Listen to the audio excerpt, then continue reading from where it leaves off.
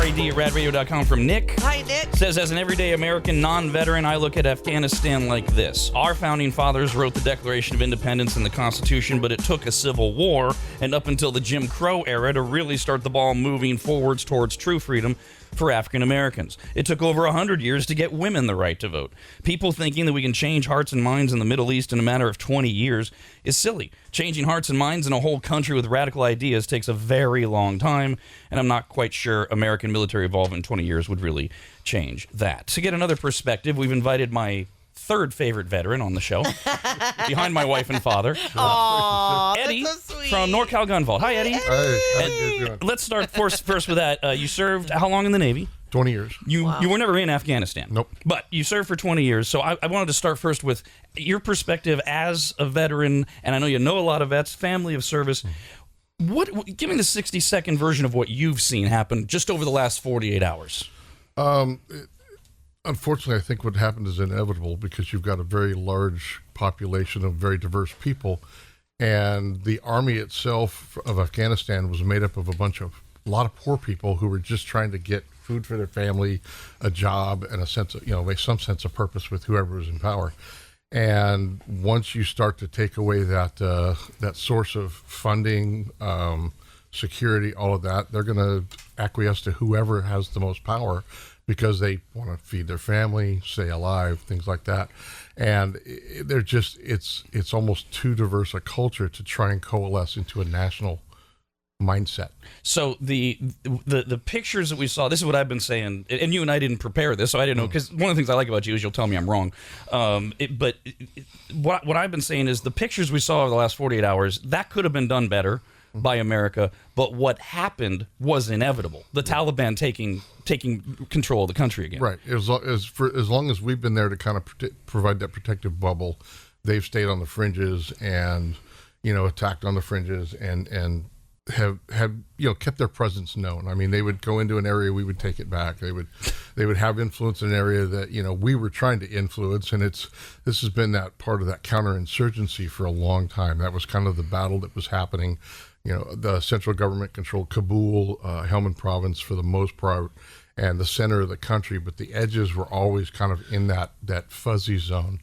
And it's going to be the same way for the Taliban because they'll be able to control that sphere of center where they're at, but they're not spread out enough. It's going to go right back to the local warlords, the local drug gangs, the local, militia, I guess you'd call it. So I read an article yesterday. It was saying that we didn't leave Afghanistan a mess. It was a mess when we got there. Mm-hmm. And it's pretty much going to go right back to the same state it was when we left because we've just provided kind of a little bit of security while we've been there, but you're not changing the mind. And is this part of the what we see in the Middle East a lot? Is this part of various religious sects that are fighting for control and power, and none of them agree with each other? Exactly. I mean, it's the same in Iraq. You had the Shiites, Sunnis, and all this. Exactly. Same major fact. There is no national unity. There is no coalesce around a national flag and a national pride. They've been secular.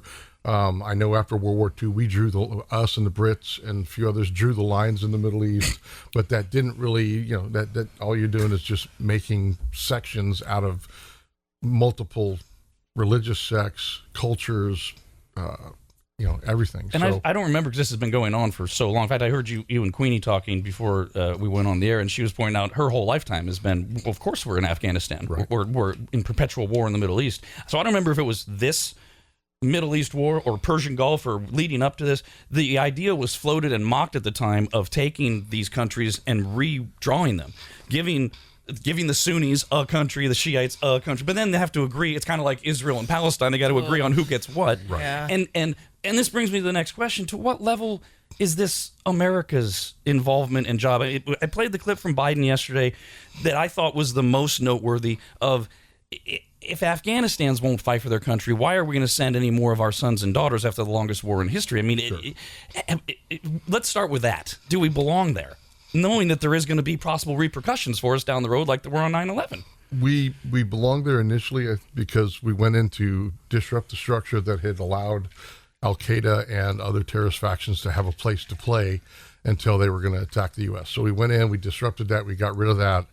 Iraq was when we went into Iraq, right or wrong, whether you agree with it or not, we went in, and the idea was to go in, disrupt, put another person in power, and get out. But we get folks that want a nation build within the government, okay, whether it's the State Department or wherever, and they think that we can nation build and build because there's resources everywhere. I mean, it always comes down to who's got the money. We're the ones pumping the money into Afghanistan. Now that we're leaving, that money's going to dry up. Well, the president left with a few $1 million of his own. The former sure. president of Afghanistan is in, Uzbekistan, I believe. Right, now. right. He took off yesterday or a couple days ago. Great leader. Yeah. And all that money came from us. And so now that the Taliban are taking power, I mean, they have to maintain power. Well, how are they going to do that? I mean, that country is so spread out and so tribal. How are you going to get taxes? How are you going to do that? Well, the answer is they have a new sugar daddy in China. I feel like our only part to play in this is to just keep up on whatever our intelligence is that tracks the terrorists, and that's like our job, to keep them from doing anything to us over here. Because I mean, it sounds like a never ending battle. Like, it sounds like we would be there for hundreds of years, basically, to make any kind of change. So, but I mean, then we'd have to, tighten our borders a bit and really change a lot of things to make us feel a little more safe. And what about what you just alluded to, Eddie, which is what people who are the neocon faction of the political wing of America says Russia and China are going to fill the void, fill the vacuum that America is leaving, and they're going to get a whole big piece of land and devout America haters that they get to fund, which some argue that's why we need to stay and fight. It's our national interest. No, I mean, the biggest thing that Afghanistan has is resources. I mean, they've got resources that China needs to grow their economy. I mean, mineral resources, and they've got opium. And, China has been running fentanyl in the U.S. for a little bit, and the opium trade wouldn't hurt them any because they can help do that. That's was it a $2 billion industry, if not bigger? It may have been 10, what I was reading. And that's, there's money in it. There's money and influence, and they'll be the latest one to go over. And whether they send troops in or not, I don't know, but they're definitely going to pump the money in so that the Taliban can stay alive and keep that region the way they want it. And is that an argument for why we shouldn't leave? No, I mean, I think it was going to happen anyway. I mean, I think it was probably already happening anyway, because who's keeping them fed around the periphery? I mean, we got Pakistan, who doesn't support, but doesn't support. They've been playing both sides for 20 years. I mean, we need them, so we can't go in and punish them. But they feed the Taliban because that keeps the border secure between the Haqqani network up in the northern area of the Afghan-Pakistani border, and then the Taliban. And then look who's to the west. Right now, the Taliban majorly control the western portion of Afghanistan. So you have Pakistan to the south border, and you have Iran to the western border. So there's support networks there because it's anti-American. And so, again, it's a tough nut to keep. And I don't think personally that it's worth another drop of American blood. So here's a couple concerning things that came out of this. The Taliban has been releasing videos of its fighters celebrating the seizure of American-supplied Humvees, tanks, assault weapons. I mean, we had all our boys over there, and we've been helping out what was the Afghan army. And Pentagon officials yesterday admitted they have no plans to keep American weapons, vehicles, aircraft, and other war material out of the hands of the Taliban. Now, here's my question, Eddie. We're still there. We got 6,000 troops there right now trying to get everybody out. Right. Our guys are going to have to fight the Taliban if the Taliban decides to go after our guys, and the Taliban's going to be using our weapons against our guys. Jesus God. Yep. I mean, that's unfortunately the fast exit strategy is leave everything and run. And then if we ever go back in for whatever reason, we've already armed them. Although China will begin arming them in What further. a mess. And you're very nonchalant about that. No, we've got intelligence that kind of knows where everything's at. I mean, if we really wanted to, I mean, we've still got troops. We still control the air. All we got to do is send in a couple fighter bombers, take out a park of Humvees, set them all on fire. I mean, there's ways to take care of that. So, I mean, it's just a matter of if we're going to do it or not. Perfect. So we got this email from Jason, which I think you've kind of already alluded to with talking about how spread out the country is and how different it is. But he wrote in yesterday, he said, "Please excuse my ignorance. I'm merely a product of the American education system.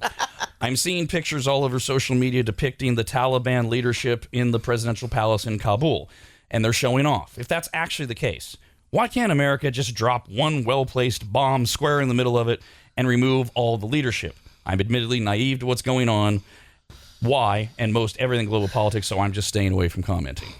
The leadership is whoever's in power. I mean, there's always 6 or 7 or 8 or 10 or 20 or 100 guys waiting in the wings to be the next Mullah Omar. Wow. He was the one-eyed mullah was the guy we were going after initially, head of the Taliban, and eventually over time he faded into nothingness, and it's the latest leader. So it's an ideology we're fighting. It's not this group. It's not like killing Hitler and 10 of his top generals.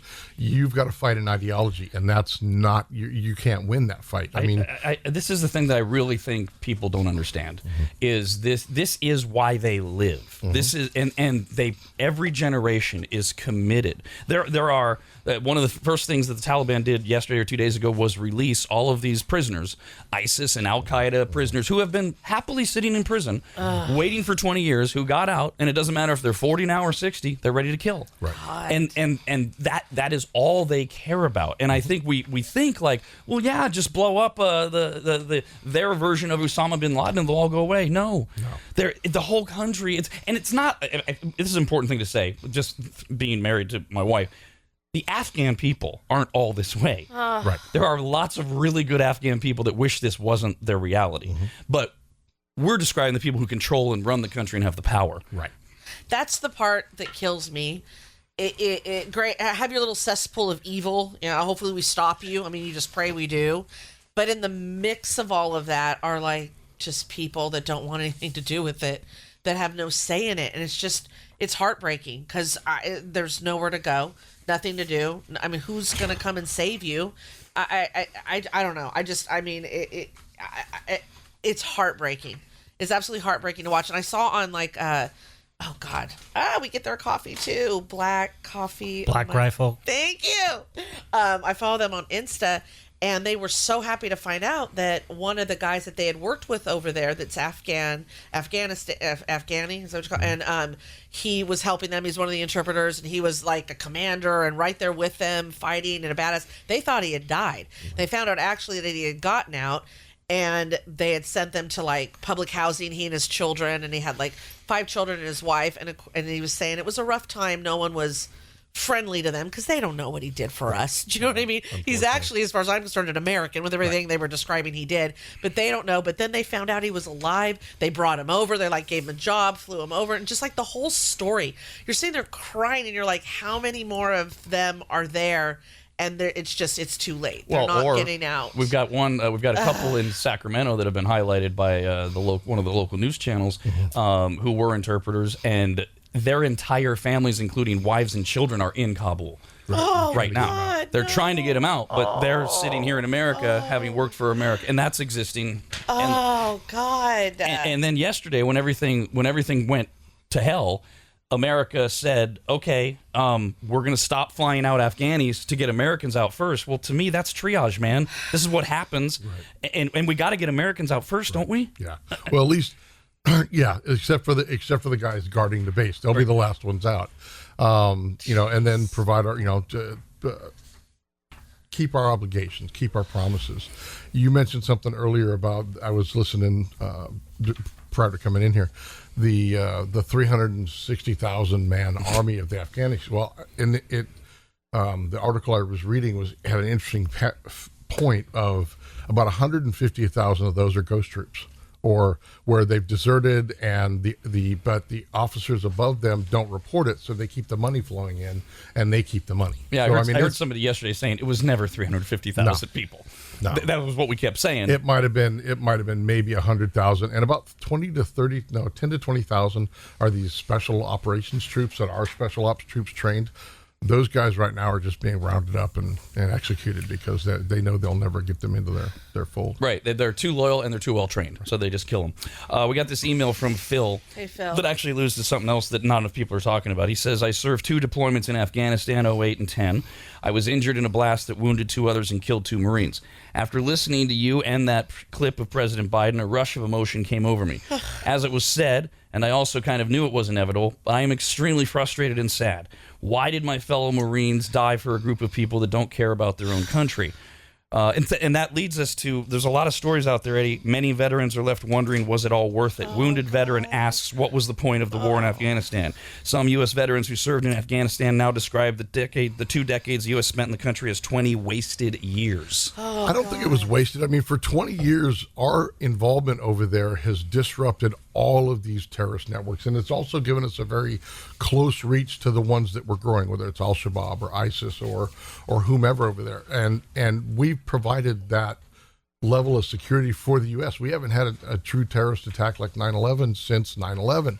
So what they were doing was providing that, pointy edge of the spear security that we were able to enjoy over here. So the last 20 years have been, we didn't have that, we weren't constantly looking over our shoulder, at least after about 2-3 years after 9/11. So they've been providing that sense of security. So it wasn't, I don't believe it was in vain.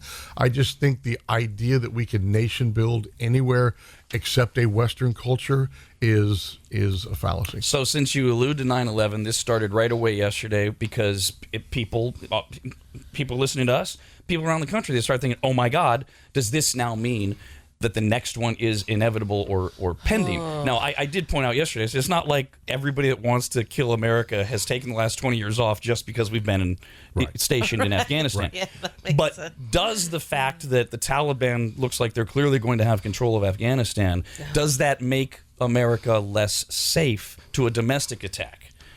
I think it allows for that to occur again. But then this is a great big world. I mean, it could have been happening in the Congo. It could have been happening in Uzbekistan. Who knows? So, I mean, it really, wherever they can find sympathy is where they're going to train. But I mean, you look at 9/11. I mean, that was an effort years in the making, from the first World Trade Center bombing. I think that was in '92. I could be wrong. When they bombed the basement, tried to take it down. I mean, it had been kind of in the works for then, and the money and the manpower and the logistics and everything. So it's not like, the Taliban are back in power and they're going to 9/11 tomorrow. But we have to be aware that can happen. But that's always been the case. By the way, the first World Trade Center was 93. I've just got confirmed. Okay. And exactly that. They've been plotting their next 9/11 since 9/12 of 2001 and looking for the opportunity. And it's like you have these seminal moments where you see these images of these. By the way, I didn't update that we were talking about yesterday, the images of the Afghans who were chasing the United States Air Force plane. 7 of them wound up dying. 3 got run over. 4 of them fell off the plane. I mean, that's how desperate they are to get out of the country. Sure. But we see these images, and it's this seminal moment. We go, oh my God, now everything's changed, and we're in danger. No, we've been in whatever the danger is while they've been planning this for all this time, and then we start to really look. The border is wide open and has been for 6 months, and long before what happened 2 days ago, if there were any Taliban, Al-Qaeda, ISIS folks in Central America, they've made their way here. Yep. And they're now stationed here and waiting for that cell phone call. That's where see, it's all emotional for me, because I was all, before this happened in Afghanistan, I was already freaked out by our border situation it's just basically willy-nilly, come on in, and no idea, criminal, whatever. And so now I'm like, yeah, were they amongst those people? Because like you said, it's not like they stopped planning and plotting. Right. And when they see that our borders are wide open, and this administration, and I'm not trying to pick on Democrats. I don't pick a side. It depends on, the topic. But this administration in particular, this would not be happening under Trump. He would have it shut down. But in this administration, it is wide open. It is perceived as wide open, and they are a-coming. And so when I see that, I'm already freaked out. And then this happened, and it adds to it. And I hear you. They were already plotting. But to me, it's like, well, now even when you see all that visually, you're like, even more so now. Just come the way of our border. You got an easy in. You don't need to get on a flight. You don't need to come here, assimilate with us like you did before and go through all that trouble. You just come right across. You're good to go. Well, no especially one's going to care. As Eddie was pointing out, they can train in plenty of parts of the world.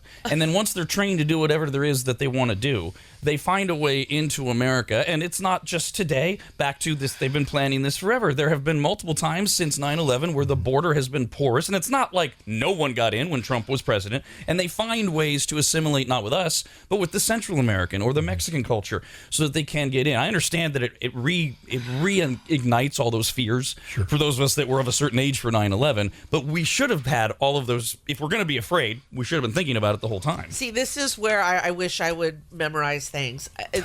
Because this was in, what's the British publication for news? Daily Mail. Okay, this was in Daily Mail, so it wasn't like in some crazy wackadoodle. And whoever heads up our border, the Biden administration had him step down, but he was already complaining that there are people getting across, terrorists knowingly getting across, and they and was already complaining about that. But they've had him step down. So I'm sitting there going, okay, well, who's taking over for him and who's handling this now? Who's making sure that's not going to happen? Did they have him step down because of that? That would sound silly. Why would you knowingly want terrorists to be coming across our borders? I think it's beyond that. I listened to the parts of the speech last night where the president said, well, my hands were tied. This deal was made before I came in office.